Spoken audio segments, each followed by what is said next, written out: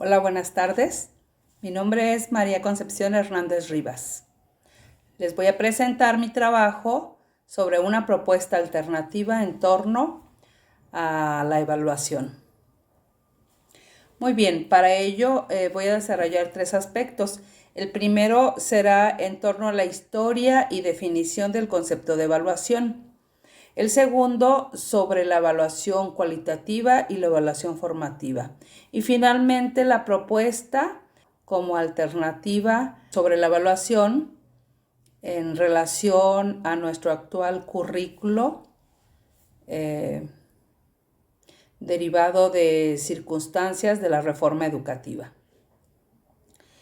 Respecto de la historia y definición del concepto de evaluación, bueno, hay autores que hablan que los antiguos ya utilizaban la evaluación, me refiero a los chinos, a los griegos, las culturas antiguas. Sin embargo, el concepto de evaluación propiamente dicho se desarrolla más bien a partir del siglo XIX, desde inicios del siglo XIX y con todo el desarrollo industrial, después de la primera revolución industrial. Entonces hay quienes proponen una planeación en la producción de productos en la fábrica y derivado de ello se implementa también ese tipo de planeación en la educación. Y entonces se realiza una evaluación que tiene que ver sobre todo con aspectos que se consideran científicos, que en ese momento estaba en pleno desarrollo, el positivismo particularmente, y la cuestión de que lo que realmente es medible, comprobable, observable, es lo que se considera científico. Y en ese sentido se empiezan a desarrollar diversas pruebas de inteligencia, principalmente a inicios del siglo, en 1905, en Francia con Binet, con la medición del coeficiente intelectual, pruebas estandarizadas, bueno, en general.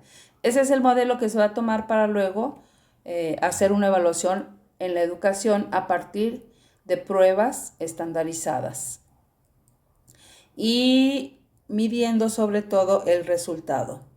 En ese sentido se parece pues a la fábrica y Luis Bonilla Molina nos propone una idea muy clara sobre cómo la educación ha venido desarrollándose siempre en relación a las revoluciones industriales que han venido ocurriendo. Menciona el 4, aunque ya está en puerta una quinta revolución industrial, y cómo la escuela ha tenido que acomodarse a ese tipo de desarrollo industrial, desarrollo tecnológico, el modo como funciona la fábrica. Y bueno, y plantea que la escuela es una especie de aprendizaje igual mecánico, repetitivo, de ensambles de los elementos del currículum, etcétera, y con una medición de resultado igual que un producto de la fábrica. Es una equiparación que responde pues al desarrollo capitalista. Efectivamente era muy palpable, sobre todo en estos primeros intentos de evaluación, que más adelante, en 1950, con Tyler, a quien se considera el padre de la evaluación, va proponiendo criterios objetivos, los cuales son los que se tienen que medir a través de esas pruebas estandarizadas. Y en función del cumplimiento de esos criterios, de esos objetivos, pues se medirán los resultados. Posteriormente, iniciando los años 60, 1960 a 1970, se empiezan a plantear nuevas cuestiones como la toma de decisiones. Es uno de los criterios que también se van a considerar en la evaluación. En función de los resultados, pues, se definirán cierto tipo de decisiones. Y en 1970, y con la propuesta de Piaget, con la construcción de su teoría del desarrollo psicogenético y la importancia de los procesos, al hablar él de etapas, se empieza a considerar para la educación también esos aspectos. Entonces, en 1970 o en los años 70 se empieza a considerar el proceso del aprendizaje de los alumnos y por lo tanto la evaluación en función de ese proceso, de ese desarrollo.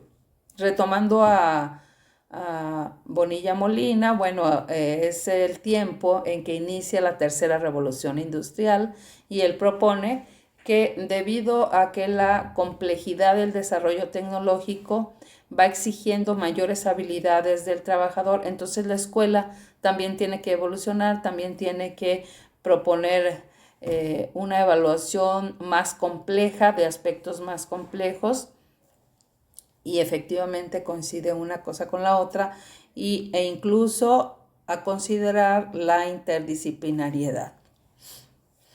Y bueno, ya en los años 80, que sabemos es también el inicio de la globalización, esta complejidad requiere ser mayor debido a que hay un gran desarrollo tecnológico. El Internet ya está presente, empieza a estar presente en nuestras vidas, las computadoras, etcétera. Entonces, se requiere pues una evaluación más empujada a medir habilidades de diverso tipo, complejas, interrelacionadas, y a dar mayor énfasis en el currículum a las materias de pensamiento matemático o matemáticas y comunicación. En este caso, el español, que es nuestro idioma, y el manejo de la comunicación, incluso la comunicación de en torno a una segunda lengua. Muy bien, y bueno, desde entonces y hasta la actualidad es la tendencia que predomina. Iniciando el nuevo milenio, la Organización para la Cooperación y Desarrollo Económico de los Países, la OCDE, implementa una prueba, la prueba PISA, a nivel internacional, que medirá de forma estandarizada los resultados de las habilidades de los estudiantes. Aunque hay un intento de medir habilidades de diverso tipo, bueno, se sabe que en realidad se enfoca a medir solo habilidades cognitivas y su carácter es totalmente descontextualizado, ya que es igual de manera internacional. Bueno, ese es hasta la actualidad el contexto o el desarrollo del concepto de evaluación. Y bueno, en todo ese proceso y a partir de que se empezó a considerar la evaluación del proceso y la toma de decisiones, también se empezó a considerar la evaluación del currículo, del contexto, y fueron los autores que empezaron a desarrollar la evaluación cualitativa y formativa, quienes han venido planteando, bueno, nuevas estrategias, nuevas ideas. Una de ellas es Ana Isabel Mora Vargas, revisada para la realización de este trabajo y en la materia que corresponde al mismo. Bueno, ella plantea una visión muy amplia de la evaluación, ya que propone que todos los involucrados en el proceso de educación tendrían que formar parte de la evaluación, la cual tendría que ser tanto cuantitativa como cualitativa. Y todos los integrantes incluye a aquellos tomadores de decisiones desde las autoridades, no solo educativas, sino políticas desde nuestro gobierno. Bueno, entonces esta es una visión muy amplia y ahí estaría quizá lo valioso de la propuesta de esta autora. Por otro lado, Morales Artero plantea las dimensiones de la evaluación en torno al qué, al cómo, al cuándo, al con qué instrumentos, a los participantes que implicaría, y bueno, cada aspecto lo considera una dimensión de la evaluación y además considera pues la diversidad de instrumentos, tales como no solo pruebas o pruebas estandarizadas, sino exposiciones, ensayos, debates, proyectos, trabajos artísticos, una serie muy, muy amplia de instrumentos que podrían ser utilizados en la evaluación. En ese sentido, pues, que esta evaluación se caracteriza más por el aspecto cualitativo y formativo, aunque está presente de todas maneras el factor cuantitativo. Otro de los otro de los autores revisados es la investigadora Frida Díaz Barriga, de la Universidad Autónoma de Guadalajara, de la UNAM. Frida Díaz Barriga hace una propuesta bastante interesante, ya que ella considera, además de la evaluación y antes de, en su texto, un texto sobre educación situada, muy interesante, donde empieza planteando la metodología que recomienda en la educación. Esta metodología consiste en el método de proyectos situados, en el aprendizaje basado en problemas y en el aprendizaje a partir del servicio comunitario. A partir de ahí, entonces, hace la propuesta de evaluar el aprendizaje en la vida real, en situación concreta y específica real, a través de los instrumentos de la rúbrica y del portafolio. Estos instrumentos son muy, muy cualitativos y formativos, al mismo tiempo que la metodología que propone, que a mí me parecía importante relacionarlos porque tomarlos de manera aislada, como ella lo dice, no servirían de la misma manera si la metodología es conservadora y los instrumentos, aunque sean estos, no darían los mismos resultados. Entonces, la rúbrica es una evaluación cualitativa en donde se plantean criterios que tienen que ser muy claros, muy específicos, públicos, desde el inicio negociados entre maestro-estudiante y que determina niveles de desempeño. Los niveles de desempeño los marca de novato a experto y con otros aspectos intermedios. Y bueno, en eso consistiría la rúbrica, que permite tanto al maestro como al alumno tomar conciencia de diversos aspectos que intervienen en el proceso de aprendizaje. Y el portafolio sería la recopilación de una cierta cantidad de trabajos, aquellos que son más significativos, que van marcando un avance para que se pueda evaluar todo un proceso en un periodo de tiempo, por ejemplo, durante un ciclo escolar, donde se observa el inicio, cómo inició el estudiante en ese proceso, cómo terminó, pero sobre todo el proceso.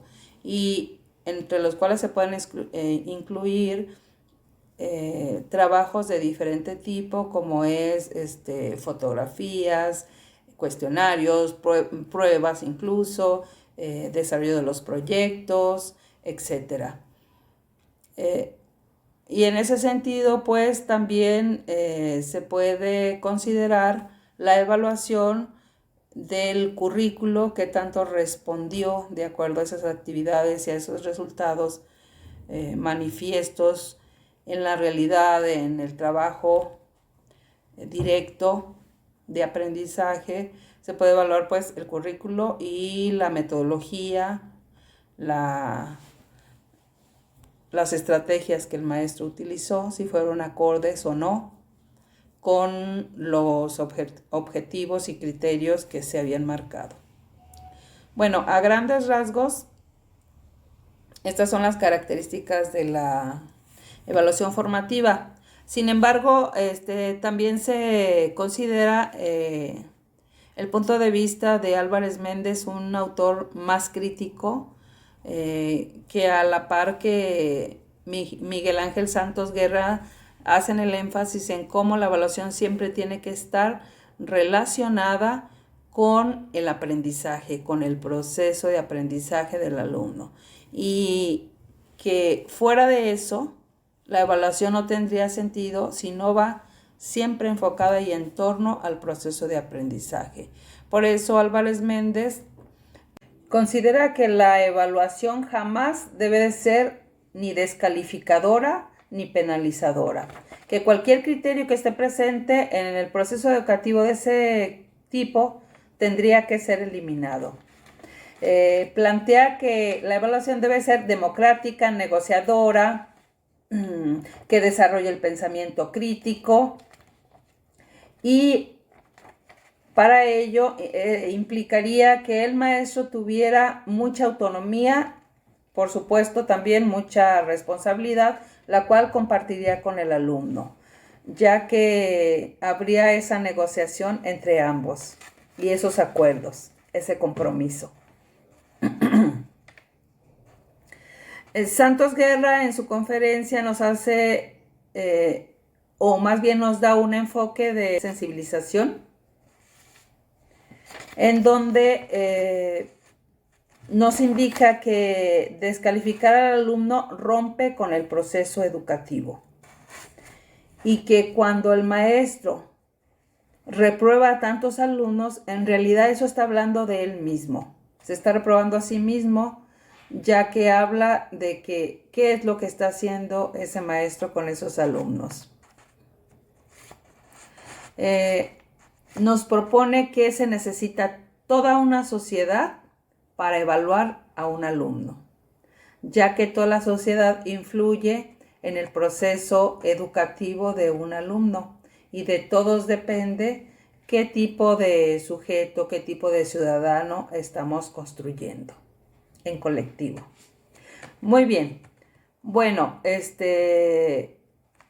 a continuación desarrollaría la propuesta de evaluación alternativa sobre cómo actualmente en nuestro país el currículo que estamos ejerciendo es el que nos dejó la reforma de Enrique Peña Nieto, tomando criterios bastante punitivos, descalificadores, con miras a desmantelar la educación, porque se sabe justamente por muchos autores críticos cómo la tendencia es a privatizar la educación, a convertirla en una empresa.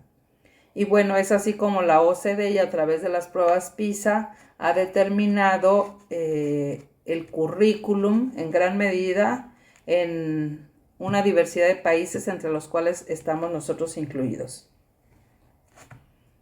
Obviamente ese currículum no puede contener una evaluación realmente formativa. Es una contradicción.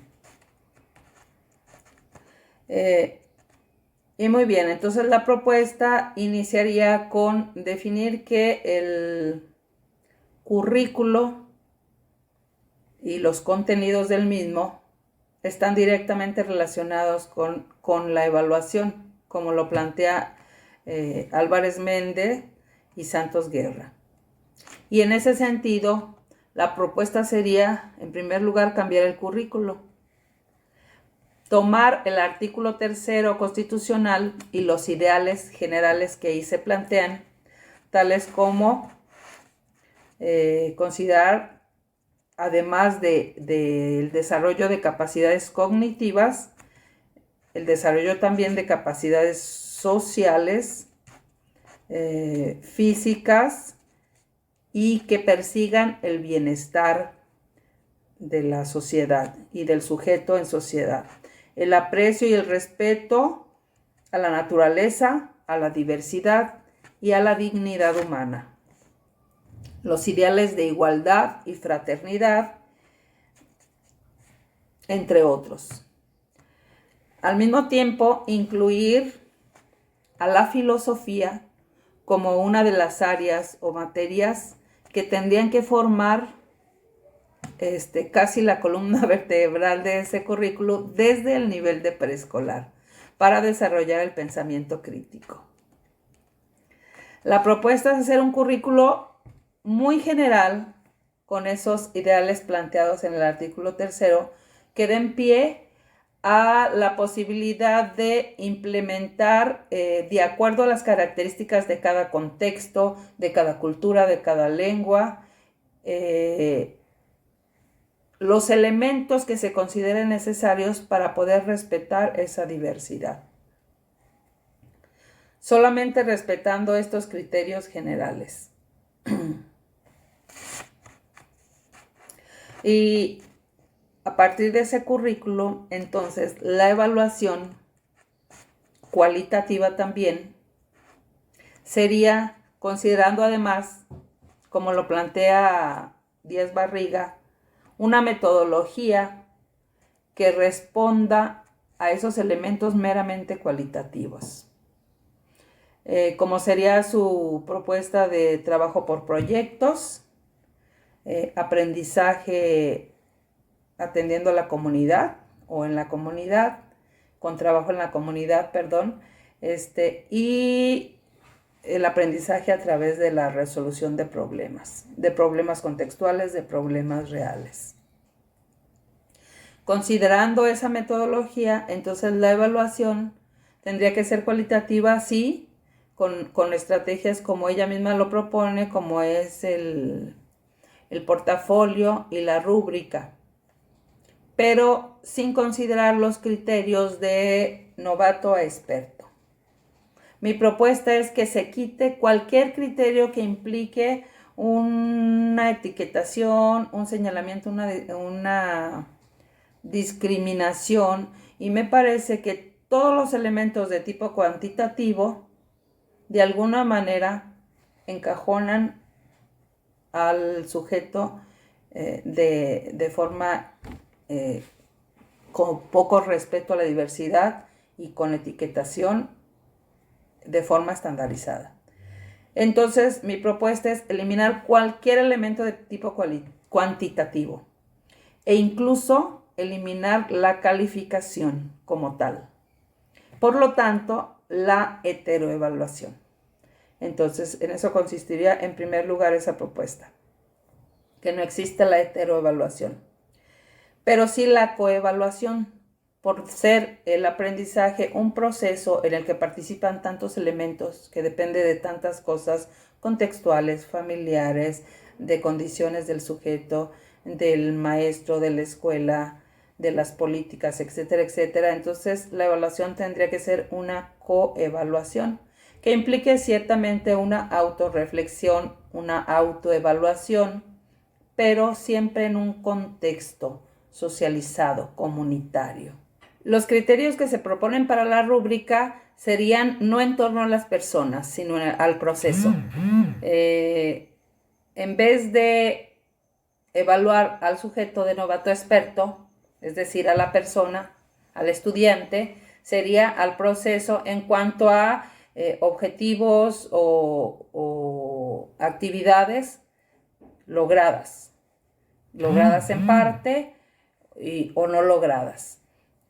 Y con todas las características, situaciones y demás que implicaría ese logro a medias o no logro de las actividades y de los aprendizajes. Sería la diferencia entre lo que propone Díaz Barriga y el contenido en torno a la rúbrica y al portafolio.